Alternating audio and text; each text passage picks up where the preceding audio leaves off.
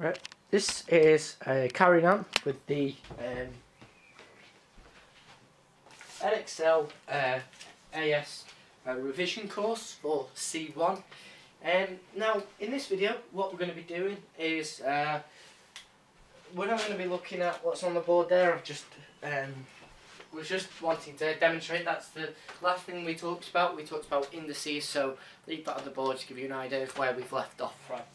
So I said that was probably the hardest question you're going to get. Just rub that off now, because if you want to see how we did that, just go back to our indices video. Just another thing as well, these formulas on the board for midpoint, gradient and length I've left on there because we'll be using them in future videos. Yeah, such as maybe your graphs and transformations and other things as well. So in this video, what we're going to talk about is we're going to be talking about quadratics. Now, in quadratics, what we're going to be doing is we'll be stating what a quadratic curve looks like. We'll be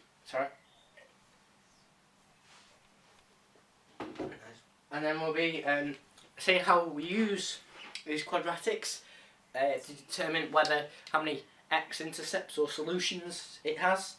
We'll be using quadratics to determine what how do I put this? How's it worded in the book? So as I said, we'll be working out the solutions, how many solutions it has, using simultaneous equations. I'm sure there was something else I missed. Discriminant, we talked about that. Yeah, completed the square form is actually what we'll be doing first. So, well, it's sort of second. What I'm going to draw is a basic quadratic curve. Well, actually, yeah, this is your basic quadratic.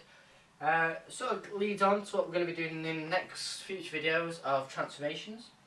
So I'm trying to get you to look ahead and see how all this maths links together and why we call it, where we all use it in C1. So this is y equals x squared. As you can see, it's quite a plain looking graph. It just bends, it goes through the origin, bends back up. However, a different yx squared, still the same sort of shape but maybe moved about a bit, could look like something like this. So the vertex is all the way down here, and we've moved it sort of down and left a bit, which obviously, given how many moves we've made, could make it like y equals, so this could be, I don't know how many places we've moved it right, so y equals x plus 2 squared take 4. So that could be the equation for that graph. We moved it down by 4. That's a possible equation. Now, so that's just a possible equation there for that graph. That's going to look like something we're going to do in a minute called completed the square form. So I'm going to leave that one on the right up, because what I'm going to do here on the left is I'm going to rub out this graph and show you how we can get to that there. And that's a transformation. Well, it could be anything, so you don't necessarily need to worry about the numbers in that particular graph. There's no guidance, I've just come up with them just to show you what the transformation of a graph might look like. So that's to give you a head start into transformation videos. As I said, if you're doing C1 for the first time, don't worry about that at all. All it's showing is where I've moved it and translated it in terms of the graph. So as I said, don't worry about that. What I'm going to do now is I'm going to show you how we get to this from the graph here. So rub this out. So what this actually shows you is, it's very coincidental that is something called the vertex, or the turning point, and we can get, because what that shows there is, because it's not executed, it shows the turning point. It shows where we've moved. The turning point, the vertex is so the bottom point of the curve, the lowest point on the curve. So how can we get that from the graph? So if we say y equals x squared plus 6x actually I'll use an example from the book so I don't mess it up. Sorry, yeah. So if we do x squared, obviously you could have a coefficient in front of this x squared. X squared, take 12x plus 53. So that could be an equation possibly of this curve. I'm not seeing it is. So how do we get the vertex and the turning form from this? Well, what we need to do is we need to do something called completing the square. So if it says find the vertex of the curve, we need to complete the square. Now you may go, how do we do that? What was, I mean, it's not half the square, we don't draw the rest of it on. So how do we complete the square? Well, completing the square is just a fancy term. So we get rid of the y in our heads, and x squared. So what we do is we half this. So we carry on writing this out, so 12x, and in our heads we half it, then square it. So half of 12 is 6, and 6 squared is 36. So that's negative 6, square it is 36. But this always comes to a positive. We close the brackets, and then whatever this value is, so when we x squared, take 12x, so whatever x is, so it could be 30x, it could be 29x, it could be 50x. When we half it and square it, we get a positive value because anything squared is positive. And then we take that, the same magnitude but a different sign away. So we take 36 instead of adding it. And then we add 53. We bring down the 53 from up here. And then because we've halved this 12 in our heads, we have to rewrite that. So x, take 6 squared. And then we sort these out here. Just do it now for you. So minus 36 plus 53, and that plus 17. So that sort of looks like that, doesn't it? So I'll get out of the way so you can sort of see the distinction there and how I've possibly got to that. So I'll just give you a minute to try and figure it out, and then you can pause the video now and just have a go at trying to work that out before I explain it to you. Right, so hopefully you've come back. Obviously you won't be watching this part if you hadn't. So, as you can see, that looks very much the same as what I've done there. Now, how did we get to that? So what we did, we said the y equals x squared, take 12x plus 53. We left the x squared because there was no 2 in or any factor in front of it. Then we moved on to the x, where it's like minus 12x. We halved that value and then squared it and then added it and then used the same magnitude and took it away, all following the same line. This is all in the same line. And then you added the 53 from above, or whatever value you had from above. And because we halved it in our heads, we have to add another line where we do half it. Yet because we've halved it, we've sort of half factorised it, or whatever you want to call it. And then that's first bracket. So x take whatever that is, and then we close brackets and put a little square on. That gets us our first half of the completed square. And then we sort out the minus 36 plus 53, or whichever way around you want to look at it. And it gives us positive 17. And then our vertex there, obviously, because what we've done is we've created a vertex at the bottom. Sorry, my camera's just come forward. But how do we, I mean, it's very good saying, yes, that is the vertex, but how do we form that as the vertex? Well, what we've got to find is this is the y coordinate here, so the positive 17 is the y coordinate. And this negative value here, take 6, we want to know what x is. So we've got the y coordinate there, we need to know what x is. Now if it's positive, so this has got to equal 0 here. And if x takes 6 is 0, x has to be 6. So if it's x plus 6, x has to be negative. So this value has to equal 0. So that means x equals 6. So we write 6, 17. Now how can we tell if this immediately, without doing our next part of the video, if that's got a discriminant? Well, that'll have a discriminant if the y coordinate is negative, and seeing as it is positive 17, we can say categorically it doesn't have a solution, an x-intercept there. So how can we, so if I draw this graph, so hypothetical graph here, obviously I did this because we don't know what the intercepts are going to be, unless you factorise it, which in your head I think that's going to be quite a challenge. So let me just plug this in. So if you want to, just while I'm trying to do this, put my camera up, bring it back to life. If you want to have a go at trying to draw that, factorise it and draw it, if you want to have a go at trying to factorise that, you can do. I'm not going to, but what I'm going to do is draw just an estimate sort of what the graph would look like. Damn it, must be. Ouch. Just cut my finger on that. Right, there we go. Just trying to find the charger. So I shall just plug this in, and I said I'll be with you in a minute. So just to give you a few more minutes and trying to draw that and figure out what I've done there and make any notes if you need to. So just one sec. So there you go, that's the camera plugged in. So how can we use that to work out the formula? So we know the turning point is 6, 17. So if I draw the graph, so it's going to look, right, forget pen, pen. So the graph is going to look something like this. So that's the minimum point, 6, 17. So it's going to look something like this. And that is going to be 53, y-intercept of 53, and this is going to be 6, 17. So that's a fairly accurate graph. And I've drawn it in about 2 seconds. So that's 53, 0, 53 of a y-intercept. Sorry. Right. So, as we were saying, viewers, we worked out, I can't remember now, freaking hell, just had to answer the door, that was joyful. So we said that was the vertex. Now, we said that we know there's no intercepts because there's a positive value for the y value there. But how do we prove it? Without drawing it, how do we prove it?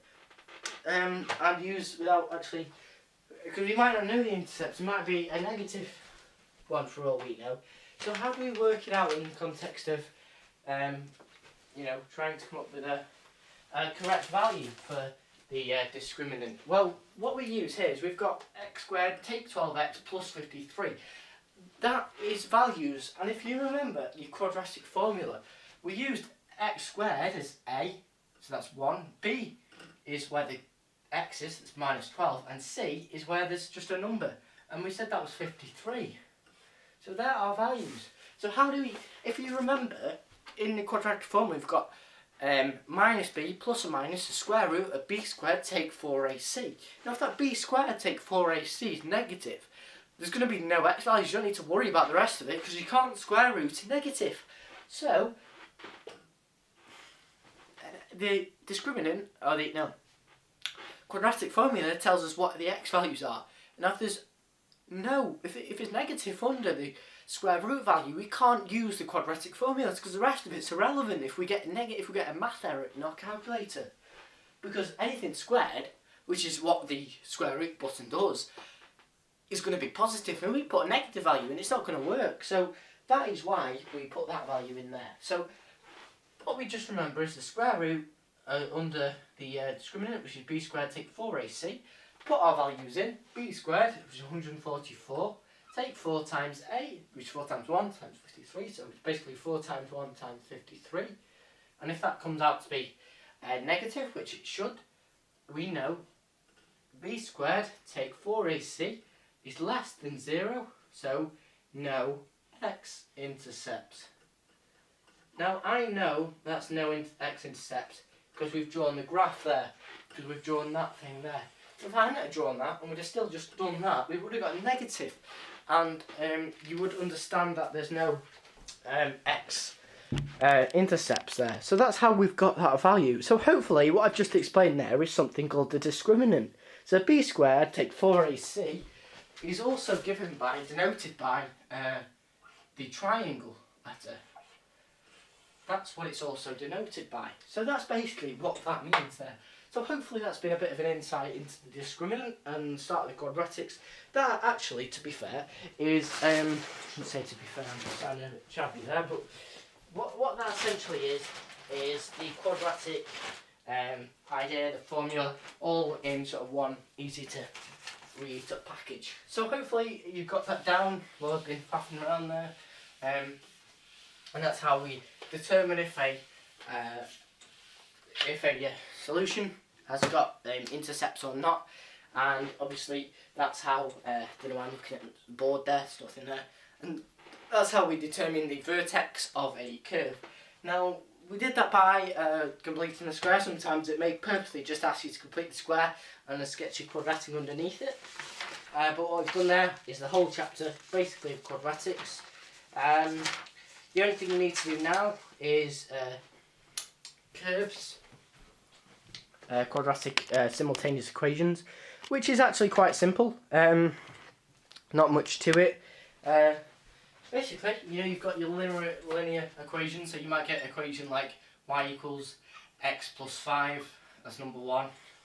And number 2, you may get y equals 2 take 3x, and you say, what's x and y? That is something called a linear equation. That's because there's no powers greater than 1 in that equation. But we're looking at quadratic equations because this is A-level, it's a bit more advanced. You may have done this at GCSE if you were in the higher sets, but obviously I wasn't, being in set 6. We could barely do 2 plus 2. But I trust you, I am much better than that. And I always was.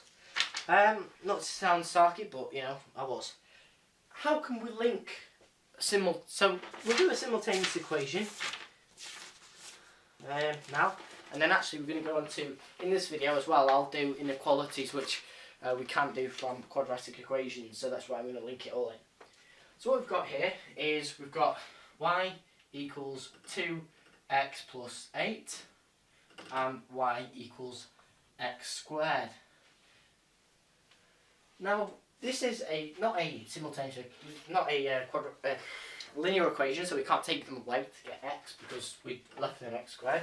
So what we do is we rearrange this equation to get x as a subject. So what we do is we take 2x away from both sides, so y equals minus 2x, and 2x take 2x is 0, equals 8. So therefore minus 2x equals 8 take y. So we could sort of flip this round again. So I'm just going to keep continuing it. So minus x equals 4 take half of y. And if we sort of times that by negative 1 to get rid of the minus x, I don't know how you rearrange this, x equals a half of y take 4. So that is your x equation there. And we could substitute it into this. So y equals x squared, so we just square this. So y equals, so we put this up here. So x squared, which is half of y. Is that right? Yeah, it should be right. Y equals x squared, so half of y take 4. We square that, and that, obviously squaring it's the same as double brackets, so half of y take 4. Actually, just to give you a heads up, we do something called in situ binomial expansion, which is dealing with powers where you go power to the 5, for example. So we expand this, so y equals a quarter of y, so half times y is quarter y. 4 times 4 is 16. 4 times a half of y. A negative 4 times half of y is 2, and negative 4 times a half of y again is 2, so that is just negative 4y. So what we've done is we've done that and that to get that, we've done that and that to get that, we've done that and that, that and that and that and that. So basically we've expanded it all, so that gets us our equation there. So we move all the y's over to this side, so 5y plus a quarter, so 5 and a quarter y.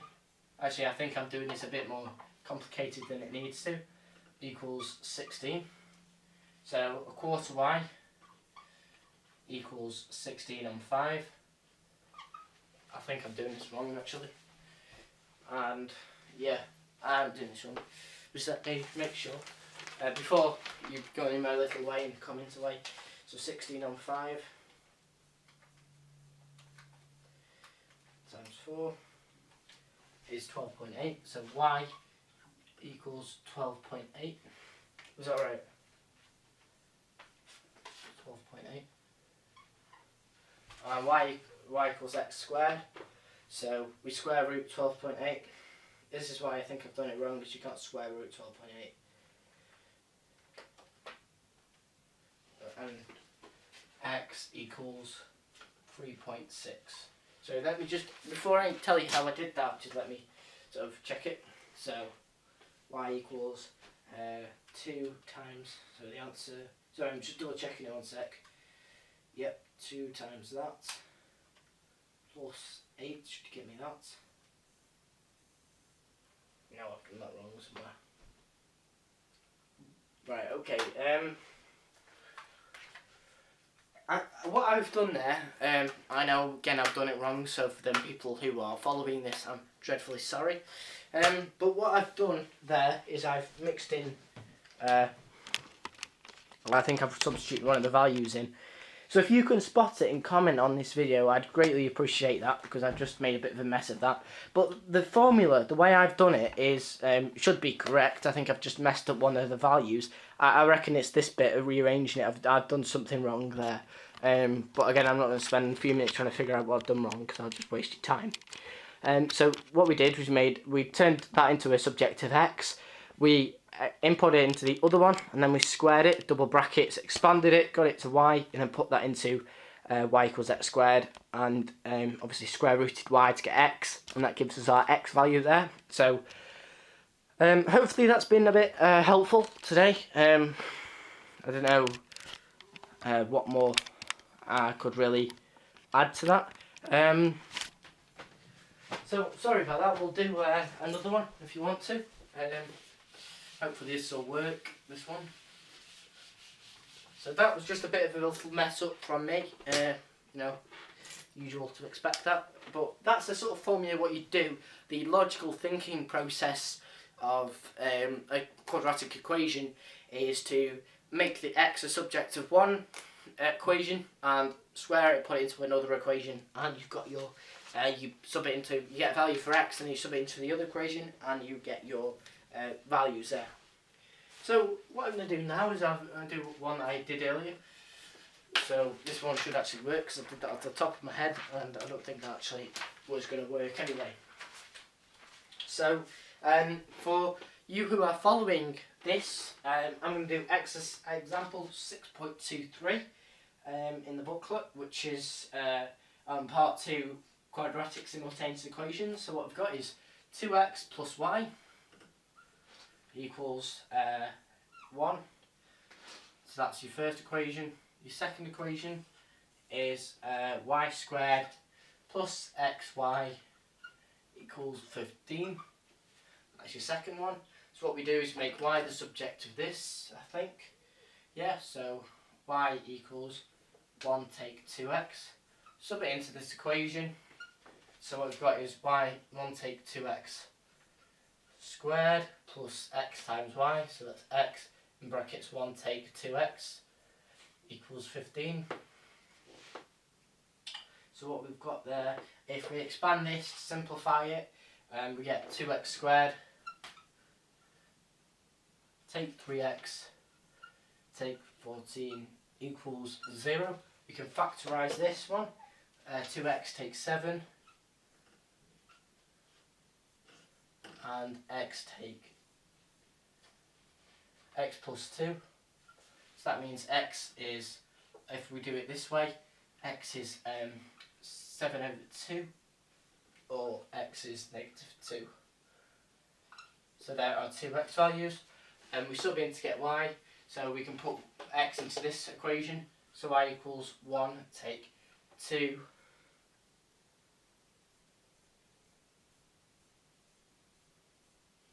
yeah, that's right. 2 times 7 over 2, and that gets us -6. And if we do the same for the other, so that's x and y, that one, y equals 1 take 2 times -2, so 2 minus 2, y equals 5. So there are them two equations there. So what we did is we made x, the y or x a subject of this equation. In this term we turned it to y, we could have done x. Substitute it into this equation, factorise it in terms of a quadratic, put x's, found x's and substitute it into the original y equation here, and get our values for y. Because this is quadratic, you're going to get two sets of coordinates, and this could be the intersections of lines or any other transformation you could think of. So hopefully that's been a little bit That one's actually worked because I've done it before. The other one I just did off the top of my head. That's probably why it went a bit wrong. So again, people who are going to comment on YouTube and say I did that wrong and they need to know my stuff, I just messed up, as I said, an exam today. So I know I'm trying to teach people, but this, besides the point, hopefully that's sort of engaged you and got you understanding a little bit more. And if you could tell me what I did wrong in that previous questions, by all means comment on the video, and it actually means you're taking part in the video and you're learning stuff by spotting my mistakes. So hopefully that's been, again, intuitive, and we'll see you in the next video.